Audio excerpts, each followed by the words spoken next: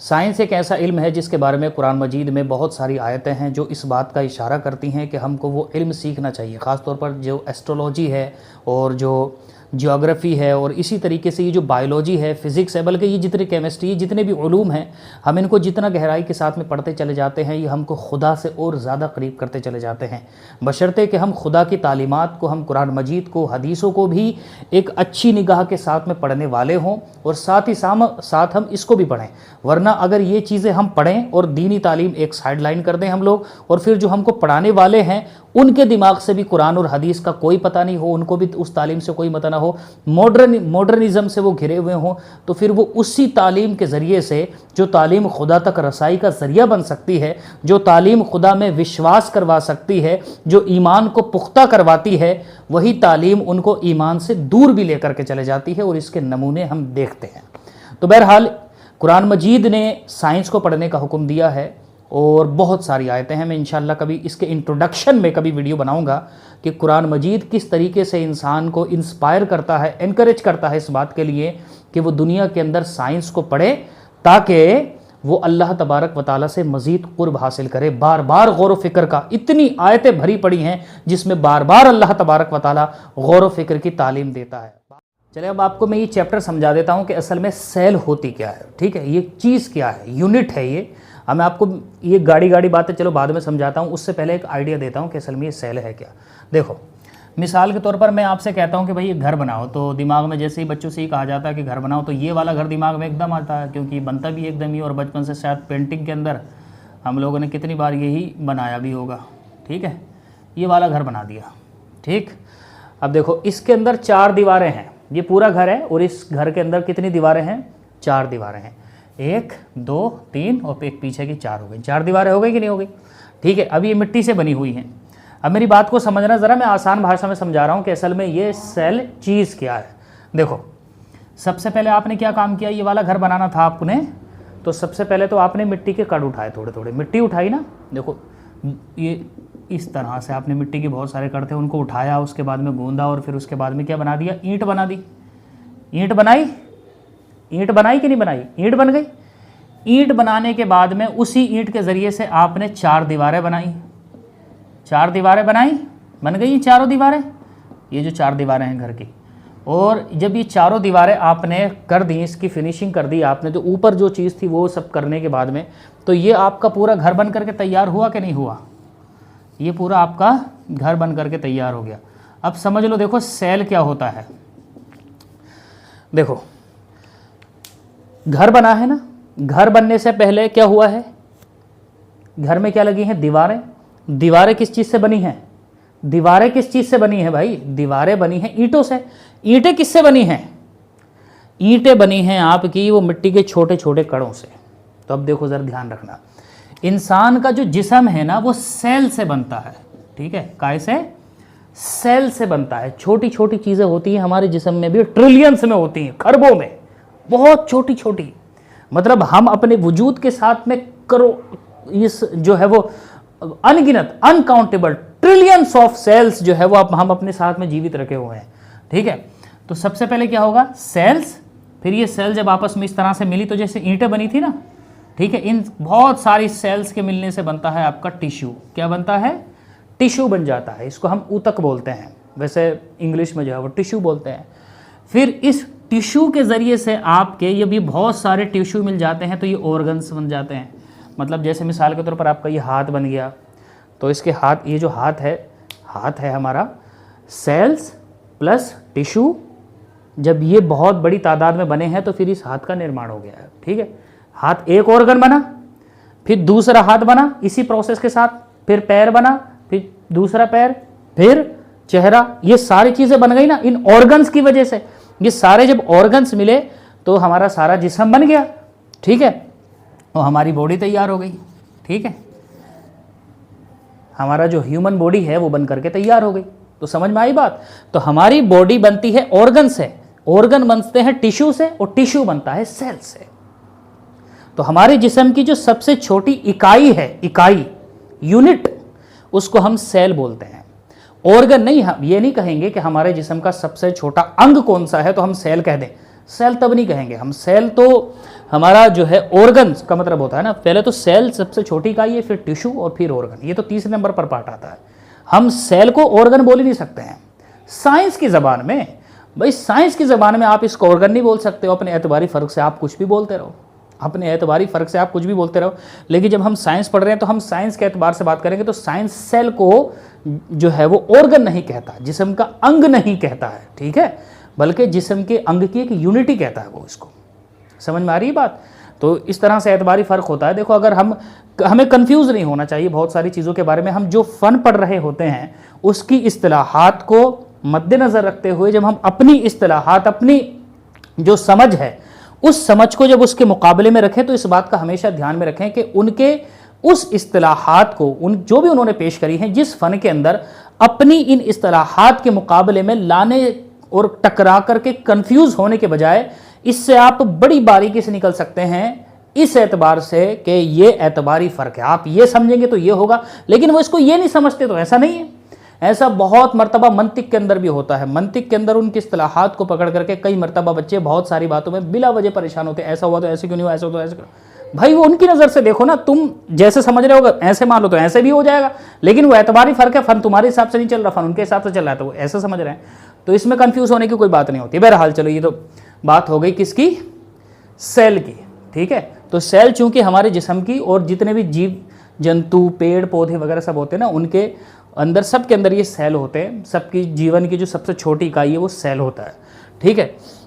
जब हम सेल के बारे में पढ़ते हैं तो सेल की स्टडी को हम साइटोलॉजी बोलते हैं। क्या बोलते हैं? साइटोलॉजी बोलते हैं। अब सबसे पहला सवाल ये पैदा होता है कि भाई ये किसने खोज किया है? तो उसके बारे में बताया जाता है कि ये रॉबर्ट हुक ने, ठीक है। ये हुक की स्पेलिंग बिल्कुल सही है, नाम यही होता है, मतलब ई आता है आखिर में, ठीक है। इसको देख करके कंफ्यूज होने की ज़रूरत नहीं है। रॉबर्ट हुक ने, ये एक इंग्लैंड का साइंटिस्ट है। इंग्लैंड के साइंटिस्ट ने क्या किया, माइक्रोस्कोप के साथ में चीज़ों को स्टडी करना शुरू किया। वैसे भी फ़िलासफ़र बंदा, तो सब चीज़ों को जब इसने क्या किया, जांचना, परखना, देखना शुरू किया, तो इसको क्या हुआ, एक नेफ्रोसिस की जांच इसने कर ली 1665 में, ठीक है। नेफ्रोसिस का मतलब इसने मरी हुई सेल, मरी हुई कोशिका की खोज कर ली। इसको जो सेल मिली ना चीज़ों की खोज करते हुए, तो वो मरी हुई सेल मिली। इसी वजह से जो है वो फादर ऑफ साइटोलॉजी भी इसी को कहा जाने लगा, क्योंकि इस बंदे ने ही सबसे पहले तो खोज इसी ने करी ना। सबसे पहले जो खोज करी वो इसी ने करी, चाहे मरी हुई की करी, लेकिन स्टार्टिंग पॉइंट जो है वो तो यहीं से हुआ। और जो ये सेल की जो बात, ये जो सेल कॉइन किया गया ना, ठीक है, ये भी इसके द्वारा ही किया गया है। जो वर्ड ऑफ सेल है, सेल का जो वर्ड है, ये कॉइन भी इसी के द्वारा किया गया है। वो थोड़ी सी उसकी हिस्ट्री है कि सेलुला कहा पहले और वो सब, बहरहाल, लेकिन वो इसी की तरफ मंसूब है, ठीक है। किसकी? रॉबर्ट हुक की तरफ। अब उसके बाद में जब रॉबर्ट हुक ने 1665 के अंदर इसकी जांच कर दी, मतलब खोज कर दी, डिस्कवर कर दिया, तो फिर उसके बाद में इसके ऊपर काम होने लगा। चीज़ें वजूद में आती है तो बाद वाले उन्हीं चीज़ों को, उन्हीं सिद्धांत को अपने सामने रख करके उसके अंदर डीप डिग करते हैं वक्त के साथ साथ में, और जैसे ही सोर्सेस बढ़ते हैं। तो उसके बाद में एंटोनी वॉन ल्यूवेनहॉक, इसने नीदरलैंड का साइंटिस्ट है ये भी, इसने लिविंग सेल जो है, लिविंग सेल की खोज कर ली, लिविंग सेल की।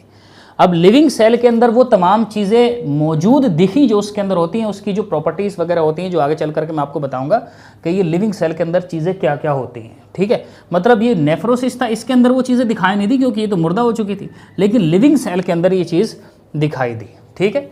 अब इसके बाद में और ज़्यादा इसके ऊपर जांच होती रही, बहुत जांच पड़ताल हुई इसके बारे में। फिर जब ये चीज़ आ गई ना, तो अब आगे तो काम बढ़ता ही रहेगा ना, बढ़ता ही रहेगा, बढ़ता रहेगा। और ऐसी बहुत सारी मिसालें हैं। अच्छा, फिर उसके बाद में स्लाइड एंड स्वान, ये दो साइंटिस्ट बंदों के नाम हैं।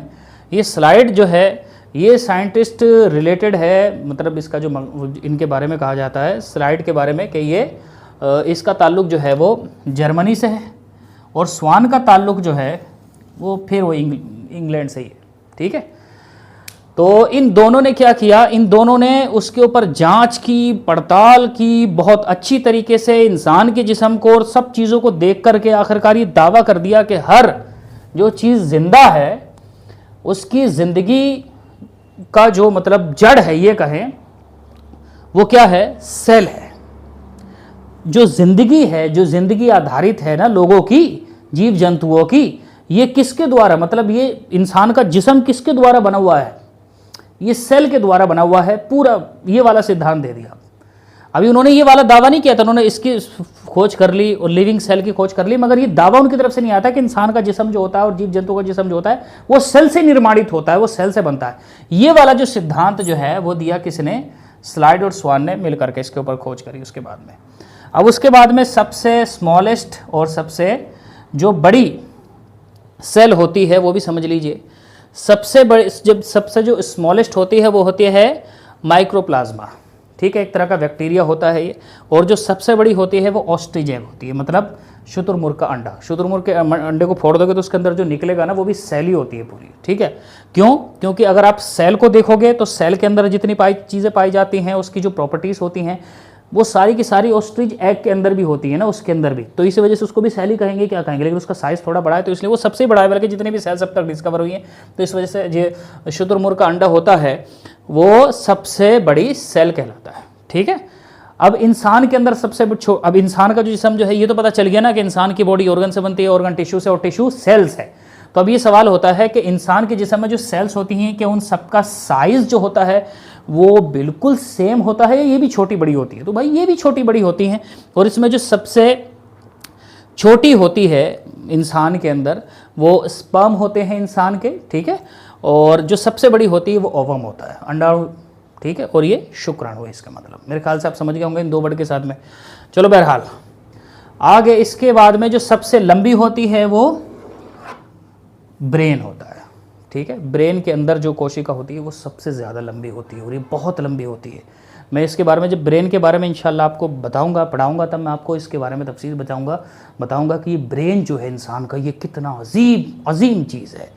तो उसमें मैं इंशाल्लाह तफसीर आ जाएगी। बाकी एक बात और ध्यान में रखना है कि जो सेल्स होती हैं, सेल्स, इनमें ये कैपेसिटी होती है कि देखो ये अगर इंसान के जिस्म के अंदर कहीं पर चोट लग जाती है, ठीक है, तो सेल्स कम होंगी कि नहीं होंगी? तो जो आस पड़ोस की जो सेल्स होंगी ना, एक प्रोसेस होगा, वो आगे बताऊंगा आपको। एक प्रोसेस होगा, जैसे ये सेल है, ये भी एक सेल है, ये भी एक सेल है, ये इतनी सेल है मिसाल के तौर पर, वो होती तो जाहिर सी बात बहुत छोटी है, मगर एक मान लिया कि क्या हुआ कि एक चीरा लगा और फिर उसके बाद में ये 3 सेल जो थी वो निकल गई। तो इन तीनों सेल को खबर हो जाएगी और ये क्या कर देंगे, मिसाल के तौर पर, ये सिर्फ समझाने के लिए मैं अर्ज़ कर रहा हूँ, ये 3 सेल्स और पैदा कर देंगे, बस ज़ख्म भर जाएगा, काम ठीक हो जाएगा, ठीक है। तो सेल्स के अंदर फ्यूजन्स भी होता है, ये आगे चल करके आपको बताऊंगा मैं कि किस तरीके से ये चीज़ें और मज़ीद सेल पैदा करती हैं ज़रूरत के मुताबिक। बिल्कुल जितनी ज़रूरत होती है उतनी ही, और ज़्यादा पैदा करने लगती हैं तो फिर तो वो कैंसर ही बन जाता है। लेकिन बहरहाल चलो उसकी भी तफसील आ जाएगी, इतना समझ लो आप, ठीक है। इसके अलावा इंसान का जो ब्रेन होता है उसके अंदर उसकी जो सेल्स होती हैं ना, उसके अंदर ये पावर नहीं होती है, ठीक है। अगर इंसान किसी वजह से अंदर वाले पार्ट के अंदर, इसी वजह से 2, 3, 4 पर्दों के अंदर इंसान का दिमाग है, अगर उसको चोट पहुंच जाती है किसी को अंदर वाले हिस्से में, तो फिर इंसान तो मर ही जाता है, क्योंकि वो ठीक नहीं हो सकता है, क्योंकि उसके लिए तो फ्यूजन्स होना ज़रूरी है, फ्यूज़न होना ज़रूरी है ना सेल के अंदर, और वो होता ही नहीं, तो इंसान रिकवर करता नहीं, उससे मर ही जाता है। फिर ऊपर वाले पार्ट में जो ऊपर के उसके पर्दे होते हैं ना, ये जो खोपड़ी का हिस्सा है, फिर इसके नीचे एक और हिस्सा है, फिर हड्डियाँ वगैरह, ये सब इसके अंदर कुछ होता रहे तो रिकवरी हो जाती है, लेकिन अंदर रिकवरी नहीं होती। जो अंदर वाला हिस्सा होता है ना, आपने देखा होगा तरफ वाला, उसके अंदर नहीं होता है कुछ भी। फिर जब एक बार वहाँ चोट लग गई तो फिर इंसान मर ही जाता है, फिर नहीं बचता। इसी वजह से एक्सीडेंट में आप देखते हो कि जो अंदर वाली चोटें होती हैं ना, इंसान एकदम से दम तोड़ जाता है उसके अंदर, और डॉक्टर भी उसको एकदम से देख करके ही नापास कर देते हैं, वो कुछ नहीं हो सकता इसके अंदर। और बाकी जो इंसान का लिवर होता है, लिवर, इसमें इस बात की बहुत ज़्यादा कैपेसिटी होती है कि इसके बारे में तो ये भी कहा जाता है कि अगर इसको 25% भी अगर इंसान के जिस्म से काट दिया जाए ना, मिसाल के तौर पर सिर्फ, तो ये अपने आप में इतना सक्षम है कि ये फिर उतने हिस्से को दोबारा से धीरे धीरे एकदम से पैदा कर सकता है, धीरे लगातार पैदा कर सकता है। तो बहरहाल ये अजूबे हैं जिस्म के इंसान के। बाकी आगे चल करके इंशाल्लाह इन चीज़ों की सबकी एक एक करके भी डिटेल आ जाएगी। ये लीवर क्या है, ये कहाँ होता है, ये कैसे काम करता है, इसका काम क्या होता है, इसकी प्रॉपर्टीज़ वगैरह क्या होती हैं, वो सब चीज़ें बहुत सारी तफसीरें हैं। लेकिन अभी हमने बेसिक स्ट्रक्चर समझ लिया किसका, सेल का, कि असल में सेल किसको कहते हैं इंसान के जिस्म की, बल्कि जितनी भी जीव जंतु हैं, जितने भी आपके पादप वगैरह हैं, पौधे वगैरह, उन सब के जिस्म की जो यूनिट है, बॉडी की जो यूनिट है, वो असल में सेल है। क्योंकि सेल से टिश्यू बनेंगे, टिश्यू से ऑर्गन, और फिर उसके बाद में वो बॉडी बन करके तैयार होगी जो आपके सामने मौजूद है, ठीक है। और फिर ये सेल की थोड़ी सी बातें हो गई, ये वाली सबसे छोटी कौन सी है, सबसे बड़ी कौन सी है, सबसे लंबी कौन सी है, वगैरह वगैरह वगैरह। चलो इंशाअल्लाह तबारक व तआला उसके बाद में मैं आपको इसकी कुछ प्रॉपर्टीज़ वगैरह बताऊंगा अगली बार में सेल के बारे में। बाकी अगर आप कोई चैप्टर समझना चाहते हैं साइंस से रिलेटेड जो आपको परेशान कर रहा है तो आप बता सकते हैं, इंशाअल्लाह मैं उसको समझाने की कोशिश करूँगा। और यह सियासत को लेकर के आपको कोई चैप्टर समझना है, ठीक है, पॉलिटिक्स को लेकर के कोई चैप्टर समझना है, कोई चैप्टर समझना है, ठीक है।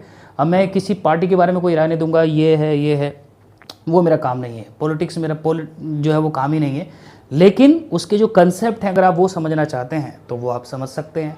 बहरहाल अल्लाह तबारक व तआला हम सबको इस्लाम सीखने की अव्वलन तौफीक अता फ़रमाए और अल्लाह तबारक व तआला हमको उस पर अमल करने की तौफीक भी अता फ़रमाए, क्योंकि बहरहाल हम सब कुछ सीख लें उसका मकसद खुदा का कुर्ब ही है। अस्सलाम वालेकुम।